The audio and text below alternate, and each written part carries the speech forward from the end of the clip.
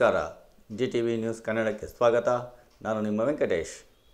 ಮಾಗಡಿ ಪಟ್ಟಣದ ಸರ್ಕಾರಿ ಪದವಿ ಪೂರ್ವ ಕಾಲೇಜಿನ ಆಟದ ಮೈದಾನದಲ್ಲಿ ಕರ್ನಾಟಕ ರಾಜ್ಯ ಸರ್ಕಾರಿ ನೌಕರರ ಸಂಘದ ತಾಲೂಕು ಶಾಖೆ ವತಿಯಿಂದ ತಾಲೂಕು ಮಟ್ಟದ ಸರ್ಕಾರಿ ನೌಕರರ ಕ್ರೀಡಾಕೂಟವನ್ನು ಆಯೋಜಿಸಲಾಗಿತ್ತು. ಈ ಕಾರ್ಯಕ್ರಮವನ್ನು ಶಾಸಕ HC ಬಾಲಕೃಷ್ಣ, ಸರ್ಕಾರಿ ನೌಕರರ ಸಂಘದ ಜಿಲ್ಲಾಧ್ಯಕ್ಷ ಕೆ ಸತೀಶ್, ತಾಲೂಕು ಅಧ್ಯಕ್ಷ ಪ್ರಕಾಶ್, THO ಚಂದ್ರಶೇಖರ್, ಶಿವರಾಮಯ್ಯ, ಧರಣೇಶ್, ಮಂಜುನಾಥ್, ಶಿವಸ್ವಾಮಿರವರುಗಳು ದೀಪ ಬೆಳಗಿಸುವುದರ ಮೂಲಕ ಕಾರ್ಯಕ್ರಮಕ್ಕೆ ಚಾಲನೆ ನೀಡಿದರು. ಶ್ರೀ ಗಣೇಶನ ಚರಣ ಕಮಲದಲ್ಲಿ ಸರ್ವ ಸಮರ್ಪಣೆ ಮಾಡೋಣ, ವಿಘ್ನಗಳೆಲ್ಲ ನೀಗಿಸುವಂತ ಭಕ್ತ ಪ್ರೇಮಿಗೆ ನಮಿಸೋಣ. ಹರಿಮುಖ ಗಣಪ ಕಾಯೋ ಎಂದು ಅನುದಿನ ದೈವದಿ ಬೇಡೋಣ. ನಿರ್ದೇಶನ ಮಾಡಿ ಇಂಥ ದಿನಗಳಲ್ಲಿ ಕ್ರೀಡೆಗಳನ್ನು ನಡೆಸಿ ದಿನದ 24 ಗಂಟೆಗಳಲ್ಲಿ ಸುಮಾರು 12 ಗಂಟೆಗಳ ಕಾಲ ಕಚೇರಿಗಳಲ್ಲಿ ಕೆಲಸ ನಿರ್ವಹಿಸ್ತಾ ಇರುವಂತಹ ಸರ್ಕಾರಿ ನೌಕರರಿಗೆ ಇರುವಂತ ಏನು ಈ ಒಂದು ಸ್ಟ್ರೆಸ್ ಅಂತ ಏನಿದೆ, ಮಾನಸಿಕ ಒತ್ತಡ, ಆ ಒತ್ತಡವನ್ನು ನಿವಾರಣೆ ಮಾಡ್ಕೊಳ್ಳೋದಕ್ಕೋಸ್ಕರ ಅವರು ಕೂಡ ಕ್ರೀಡೆಯಲ್ಲಿ ಆಸಕ್ತಿ ಇರುವಂತ ಕ್ರೀಡಾಪಟುಗಳು ತಮ್ಮ ಆಸಕ್ತಿ ಇರುವಂತ ಕ್ರೀಡೆಗಳಲ್ಲಿ ಭಾಗವಹಿಸಿ ಗೆದ್ದು ಅವರು ತಾಲೂಕು, ಜಿಲ್ಲೆ ಮತ್ತು ರಾಜ್ಯ ಮತ್ತು ಅಂತಾರಾಷ್ಟ್ರೀಯ ಮಟ್ಟದಲ್ಲಿ ಭಾಗವಹಿಸುವಂತ ಒಂದು ಸುವರ್ಣ ಅವಕಾಶವನ್ನು ನಮಗೆ ಸರ್ಕಾರ ಮಾಡಿಕೊಟ್ಟಿರುವಂಥದ್ದು ಬಹಳ ಒಳ್ಳೆಯದಂತ ಸಂಗತಿ. ಪ್ರತಿ ವರ್ಷವೂ ಕೂಡ ತಾಲೂಕು ಸರ್ಕಾರಿ ನೌಕರರ ಸಂಘ ಈ ಒಂದು ಸರ್ಕಾರಿ ನೌಕರರ ಕ್ರೀಡಾಕೂಟವನ್ನ ನಡೆಸ್ಕೊಂಡು ಬರ್ತಾ ಇದೆ. ಹಚ್ಚೇವು ಕನ್ನಡದ ದೀಪ, ಹಚ್ಚೇವು ಕನ್ನಡದ ದೀಪ, ಕರುನಾಡ ದೀಪ, ಸಿರಿನುಡಿಯ ದೀಪ, ಒಲವೆತ್ತಿ ತೋರುವ ದೀಪ. ಹಚ್ಚೇವು ಕನ್ನಡದ ದೀಪ, ಹಚ್ಚೇವು ಕನ್ನಡದ ದೀಪ. ಬಹುದಿನಗಳಿಂದ ಮೈಮರೆವೆಯಿಂದ ಕೂಡಿರುವ ಕೊಳೆಯ ಕೊಚ್ಚೇವು. ಎಲ್ಲೆಲ್ಲಿ ಕನ್ನಡದ ಕಂಪು ಸೂಸಲು ಅಲ್ಲಲ್ಲಿ ಕರಣ ಚಾಚೇವು. ನಡುನಾಡೆ ಇರಲಿ ಗಡಿನಾಡೆ ಇರಲಿ ಕನ್ನಡದ ಕಳೆಯ ಕೆಚ್ಚೇವು. ನಡುನಾಡೆ ಇರಲಿ ಗಡಿನಾಡೆ ಇರಲಿ ಕನ್ನಡದ ಕಳೆಯ ಕೆಚ್ಚೇವು. ಮರೆದೇವು ಮರವ, ತೆರೆದೇವು ಮನವ, ಎರೆದೇವು ಒಲವ, ಹಿರಿ ನೆನಪ.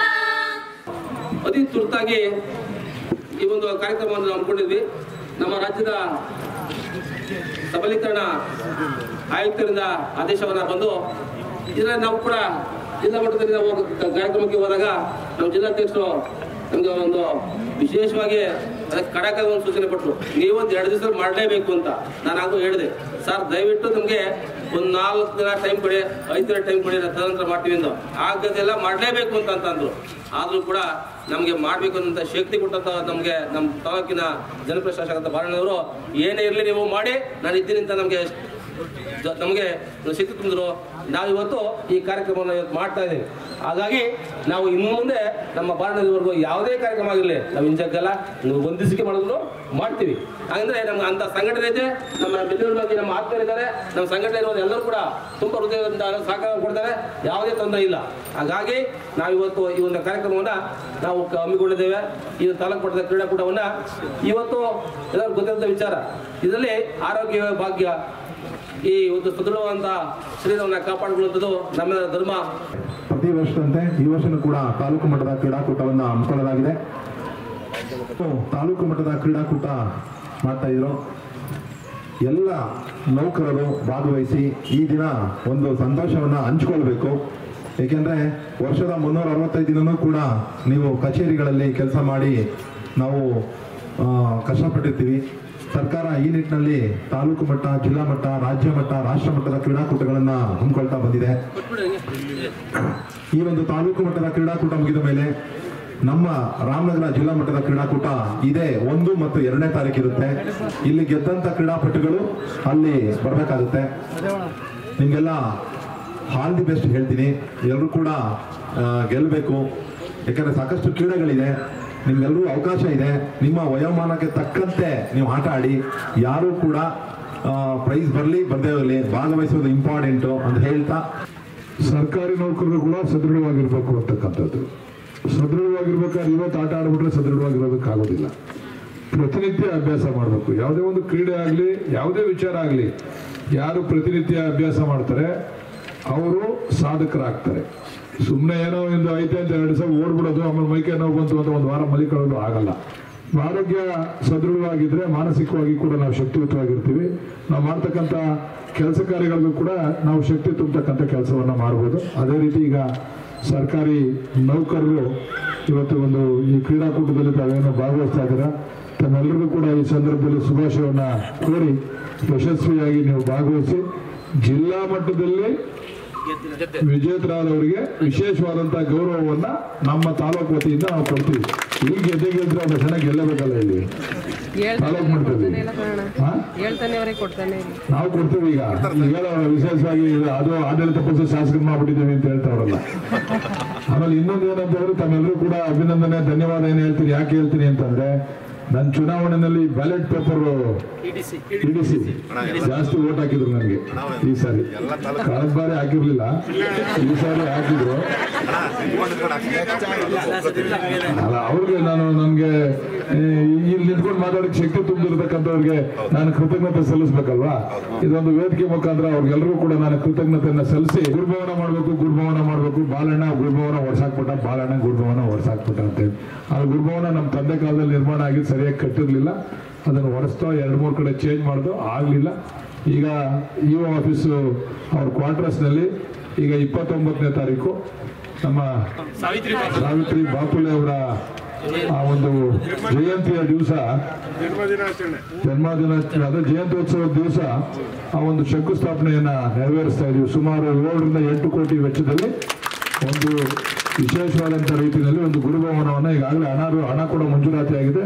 ಅದು ಶಂಕುಸ್ಥಾಪನೆಯನ್ನು ಕೂಡ ನೆರವೇರಿಸ್ತಾ ಇದೀವಿ. ಮತ್ತೆ ಕೆಲಸನ ಕೂಡ ಪ್ರಾರಂಭ ಮಾಡ್ತೀವಿ. ನಾವು 1 ವರ್ಷಕ್ಕೆ ಮಾಡ್ತೀವಿ ಅಂತ ಹೇಳ್ಬಿಟ್ಟು ಹೋಗೋರಲ್ಲ, ನಾವು ಶಂಕುಸ್ಥಾಪನೆ ಮಾಡಿ ಇಮಿಡಿಯೇಟ್ ಆಗಿ ಶುರು ಮಾಡ್ತೀವಿ. ಮೊದಲೆಲ್ಲ ಪೂಜೆ ಮಾಡಿಸಿದ್ರು 1 ವರ್ಷಕ್ಕೆ ಮುಗಿಸ್ಬಿಡ್ತೀವಿ ಅಂತ ಹೇಳ್ಬಿಟ್ಟು ಹೋಗಿದ್ರು. ಆ ಜಾಗದಲ್ಲಿ ಆಗಲೇ ಇಲ್ಲ, ಆ ಜಾಗ ಇರ್ತಿಲ್ಲ. ನಾನು ಕಳಿಸಿದೆ ಎಸ್ಟಿಮೇಟ್ ಮಾಡಕ್ಕೆ, ಈ ಜಾಗದಲ್ಲಿ ಆಗಲ್ಲ, ಒಂದು 200-300 ಜನ ಕೂತ್ಕೋಬೋದು ಸರ್, ಜಾಸ್ತಿ ಕೂತ್ಕೊಳ್ಳೋಕ್ಕಾಗಲ್ಲ ಅಂತ ಹೇಳ್ಬಿಟ್ರು. ಕಡೆಗೆ ಅದನ್ನು ಬದಲಾವಣೆ ಮಾಡಿ ನಮ್ಮ ಇಒ ಅವರ ಒಂದು ಕಚೇರಿ ಪಕ್ಕ ಇರ್ತಕ್ಕಂಥ ಜಾಗದಲ್ಲಿ ಕ್ವಾರ್ಟರ್ಸ್ನಲ್ಲಿ ಅದನ್ನು ಮಾಡಬೇಕು ಅಂತ ತೀರ್ಮಾನ ಮಾಡಿದ್ದೀವಿ. ಬರೀ ಸುಮ್ಮನೆ ಮಾಡಲ್ಲ, ನಾವು ನಿಮ್ಮ ಆಶೀರ್ವಾದ ಬೇಕು ಅಂತ ಮಾಡ್ತಾ ಇರೋದು.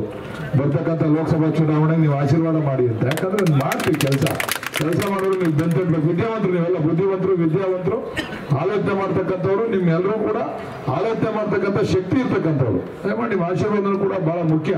ನೋಡಿ, ನಾವು ಬಂದು 8 ತಿಂಗಳಾಯ್ತು, ಯಾವುದೋ ದುಡ್ಡು ಉಣಿಸಿ ಏನೋ ಮಾಡ್ದೋ, ನಿಮ್ಮ ಮಿನಿಸ್ಟರ್ ಕೊಡಲ್ಲ ಅನ್ಬಿಟ್ಟು ಅದೇನಾಗಲೇ ಹಿಂದೆ ಕಟ್ಬಿಟ್ಟಿದ್ದೀರಾ. ನೀವು 85ರಲ್ಲಿ ಕಟ್ಬಿಟ್ಟಿದ್ದೀರಾ. ಒಂದು ತಾಲೂಕಲ್ಲಿ ಕಟ್ಟಿದ್ಮೇಲೆ ಇನ್ನೊಂದು ತಾಲೂಕು ಒಂದ್ಸರಿ ಕಟ್ಟಿದ್ಮೇಲೆ ನಾವು ಇನ್ನೊಂದ್ಸರಿ ಕೊಡಕ್ ಬರಲ್ಲ ಅಂತಂದ್ರು. ಅವ್ರ ಮೇಲೆ ಜಗಳ ಆಡ್ಕೊಂಡು ಮುಖ್ಯಮಂತ್ರಿಗಳ ಹತ್ರ ಹೋಗಿ ವಿಶೇಷ ಅನುದಾನ, ನಾನು MP ಅವರು ಸೇರಿ ವಿಶೇಷ ಅನುದಾನ ಬಿಡುಗಡೆ ಮಾಡಿಸಿದೀವಿ. ನೀವು ಕೂಡ 2 ಕೋಟಿ ಕೊಡ್ತೀವಿ ಅಂತಾನೆ ಹೇಳವ್ರೆ. ನಿಮ್ ಕಡೆ 2 ಕೋಟಿನ 3 ಕೋಟಿನ ಕೊಡ್ತೀವಿ ಅಂತ ಎಲ್ಲಾರು 1 ತಿಂಗಳು ನಿಮ್ದು ಜ್ಞಾಪಕ ಇರೋದು ಮಾಡ್ಬಿಟ್ರೆ ಮಾಸ್ಟರ್ಗಳು, ಸರ್ಕಾರಿ ನೌಕರರು ಚೆನ್ನಾಗಿ ಕಟ್ಟಣ. ಏನ ಸುಮ್ಮನೆ ಏನೋ ಕಾಟಾಚಾರಕ್ಕೆ ಏನಾದ್ರು ಒಂದು ಗೋಡನ್ ಕಟ್ಟಕ್ಕಾಗಲ್ಲ. ಅದನ್ನ ಅಲ್ಲೇನಾದ್ರೂ ಒಂದು ಕಾರ್ಯಕ್ರಮ ನಡೀತಾ ಇರಬೇಕು. ನಿತ್ಯ ಮದುವೆಗಳು, ಇನ್ನೊಂದು ಕಾರ್ಯಕ್ರಮಗಳಲ್ಲಿ ನಡೀತಾ ಇದ್ದಾಗ, ಚಟುವಟಿಕೆ ಇದ್ದಾಗ ಮಾತ್ರ ಅದಕ್ಕೆ ಒಂದು ಅರ್ಥ ಬರ್ತದೆ. ಅದಕ್ಕೆ ವಿಶೇಷವಾದಂತ ರೀತಿಯಲ್ಲಿ 1,000-1,500 ಜನ ಆಸನ ಉಳ್ತಕ್ಕಂಥ ಒಂದು ಆಡಿಟೋರಿಯಂ ಮಾದರಿ, ಮತ್ತೆ ನಮ್ಮ ಏನೋ ಕಲ್ಯಾಣ ಮಂಟಪ ಮಾದರಿನಲ್ಲಿ 2 ಸೇರಿ 2ಕ್ಕೂ ಅನುಕೂಲ ಆಗ್ತಕ್ಕಂಥ ರೀತಿಯಲ್ಲಿ ಅದನ್ನ ವಿನ್ಯಾಸಗೊಳಿಸಿದೀವಿ. ಎಲ್ಲ ಕೊಡ್ತೀರಪ್ಪ, ಚೆನ್ನಾಗಿ ಕಟ್ತೀವಿ, ನೀವು ಕೊಟ್ಟರು ಕಟ್ತೀವಿ, ಮಾತಾಡ್ಬಿಟ್ಟಿದೀವಿ, ತೀರಿಸ್ತೀವಿ. ಮುಂದಿನ ವರ್ಷ ಇದನ್ನ ಉದ್ಘಾಟನೆ ಮಾಡ್ತೀವಿ. ಅದರಿಂದ ಆಫೀಸು ಕಟ್ತೀವಿ. ಅದನ್ನ ಅಲ್ಲೇ ಮಾಡೋಣ ಅಂತ ಮಾಡಿದೀವಿ. ಆ ಜಾಗಕ್ಕೂ ಆಗಲ್ಲ, ಇಲ್ಲೇನೆ ನಿಮ್ಮ ಒಂದು ಇದನ್ನ ಕಟ್ತಾ ಇದೀವಲ್ಲ, ಗುರುಭವನದ ಪಕ್ಕದಲ್ಲೇ BO ಆಫೀಸ್ ಕೂಡ ಹಿಂದೆನೆ ಮಾಡ್ಬೇಕು ಅಂತ ಹೇಳಿ ಅದನ್ನು ಕೂಡ ತೀರ್ಮಾನ ಮಾಡಿದ್ವಿ. BO ಆಫೀಸ್ ಕೂಡ ಇಲ್ಲಿಗೆ ಶಿಫ್ಟ್ ಮಾಡ್ತಾ ಇದೀವಿ. ನಿಮ್ BRC ಜಾಗ ಅದೇ ಅಲ್ವೇನ್ರಿ? ಆ ಜಾಗ ನಾವು ಇದು ತಾಲೂಕ್ ಪಂಚಾಯತಿ ಅವ್ರಿಗೆ ಹ್ಯಾಂಡ್ ಓವರ್ ಮಾಡಿಸ್ತೀವಿ. ಯಾಕಂದ್ರೆ ಈ ಜಾಗ ಅವ್ರು ಕೊಡೋದ್ರಿಂದ ತಾಲೂಕ್ ಪಂಚಾಯತಿ ಅವ್ರಿಗೆ ಆ ಜಾಗ ಹ್ಯಾಂಡ್ ಓವರ್ ಮಾಡಿಸ್ತೀವಿ. ಈ ಜಾಗ ಅವ್ರು ಕೊಡ್ತಾ ಇದಾರೆ. ಅದರಿಂದ ನಿಮ್ ಜೊತೆ ನಾವ್ ಇರ್ತೀವಿ. ನಿಮ್ ಸಹಕಾರ, ನಿಮ್ ಆಶೀರ್ವಾದ ನಮ್ಗಳ ಮೇಲಿರ್ಲಿ. ಯಾವಾಗಲೂ ಕೂಡ ಇದೇ ರೀತಿ ನಗ್ನಗ್ತಾ ಸದೃಢವಾಗಿ ಈ ತಾಲೂಕಿನ ಅಭಿವೃದ್ಧಿಯನ್ನ ನಾವು ನೀವೆಲ್ಲ ಸೇರಿ ಮಾಡೋಣ. ಒಬ್ಬರೇ ಮಾಡ್ಲಿಕ್ಕೆ ಸಾಧ್ಯ ಇಲ್ಲ. ಅಭಿವೃದ್ಧಿ ಆಗ್ಬೇಕಂತಂದ್ರೆ ನೌಕರರು ಮತ್ತೆ ಶಾಸಕರು ಇಬ್ರು ಒಟ್ಟಿಗೆ ಕೈ ಜೋಡಿಸಿ ಕೆಲಸ ಮಾಡಿದಾಗ ಮಾತ್ರ ತಾಲೂಕು ಅಭಿವೃದ್ಧಿ ಆಗ್ತದೆ. ಆದ್ರೆ ನಾವೆಲ್ಲೋ ಒಂದ್ ಕಡೆ ಇದು ನಮ್ಮ ಮನೆ ಅಂತಕ್ಕಂಥ ಪ್ರಾಮಾಣಿಕವಾದಂತ ಪ್ರಯತ್ನ ಮಾಡ್ಬೋದು. ಕಾರಣ ನಾನು ಒಂದು ಮಾತನ್ನ ಹೇಳಿಕ್ಕಿರ್ತೀನಿ, ಯಾರು ಬೇಸರ ಮಾಡ್ಕೋಬೇಡಿ. ನಾನು 5 ವರ್ಷ ಶಾಸಕರಾಗಿ ನೀವೆಲ್ಲ ಆಯ್ಕೆ ಮಾಡ್ಬಿಟ್ಟಿದ್ದೀರಾ. 5 ವರ್ಷ ಸೋಮವಾರ ಕಾಲ ಕಳಿಬೋದಲ್ವ? ನಾನು ಯಾರು ಕೇಳ್ತಾರೆ ನನ್ನ ಕೆಲಸ ಮಾಡೋದು ಕೇಳಾರೆ, ಇಲ್ಲಿ ಬಾ ಅಂತ ಕೇಳಾರೆ, ಕಾಲ ಕಳಿಬೋದು. ಅದಲ್ಲ, ನಮ್ಮನ್ನು ಆಯ್ಕೆ ಮಾಡಿರ್ತಕ್ಕಂಥವ್ರಿಗೆ ನ್ಯಾಯ ಒದಗಿಸ್ತಕ್ಕಂಥದ್ದು ನಮ್ಮ ಕರ್ತವ್ಯ. ನಮ್ಮನ್ನು ಯಾರು ಆಯ್ಕೆ ಮಾಡವ್ರೆ ಅವ್ರಿಗೆ ನ್ಯಾಯ ಒದಗಿಸ್ತಕ್ಕಂಥದ್ದು ನಮ್ಮ ಕರ್ತವ್ಯ. ಆ ದಿಕ್ಕಿನಲ್ಲಿ ಸರ್ಕಾರಿ ನೌಕರರು ಅಷ್ಟೇ, ಶಾಸಕರು ಅಷ್ಟೇ. ನಮ್ಗೆ 5 ವರ್ಷಕ್ಕೆ ಒಂದ್ಸರಿ ರಿನಿವಲ್, ನಿಮ್ಗೇನಿಲ್ಲ. ಒಂದ್ಸರಿ ಆಗ್ಬಿಟ್ರೆ ಇನ್ನು ರಿಟೈರ್ಡ್ ಗಂಟೆ ರಿನಿವಲ್ ಇಲ್ಲ ನಿಮ್ಗೆ. ನಮ್ಗೆ 5 ವರ್ಷಕ್ಕೆ ಒಂದ್ಸರಿ ರಿನಿವಲ್ಗೆ ಎಲ್ಲ ವಾಪಸ್ ಅರ್ಜಿ ಹಾಕ್ರಿ ಅಂತಾರೆ. ನಿಮ್ಗೆ ಹಂಗಿಲ್ಲ. ಏಮಣ್ಣ, ಒಂದ್ಸರಿ ಮಾಡ್ಬಿಟ್ರೆ ರಿಟೈರ್ಡ್ ಆಗಂಟೆ ಯಾರಿಗೆ ಏನು ಅಂತಂದ್ರೆ ಅಭಿವೃದ್ಧಿ. ಆ ದಿಕ್ಕಲ್ಲಿ ನಾವೆಲ್ಲರೂ ಕೂಡ ಕೆಲಸ ಮಾಡೋಣ. ನಿಮ್ಮ ಸಹಕಾರ ನಮಗೆ ಇರಲಿ ಅಂತಕ್ಕಂಥ ಮಾತನ್ನು ಹೇಳ್ತಾ,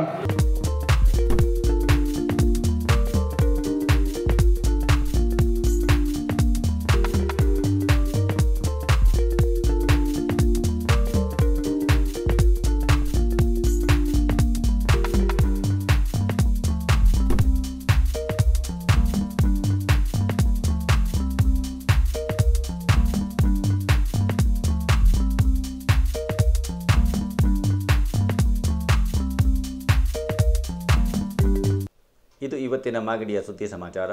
ನಿರಂತರ ಸುದ್ದಿ ಸಮಾಚಾರಕ್ಕೆ ವೀಕ್ಷಿಸಿ ನಿಮ್ಮ GTV ನ್ಯೂಸ್ ಕನ್ನಡವನ್ನು. ವಂದನೆಗಳು.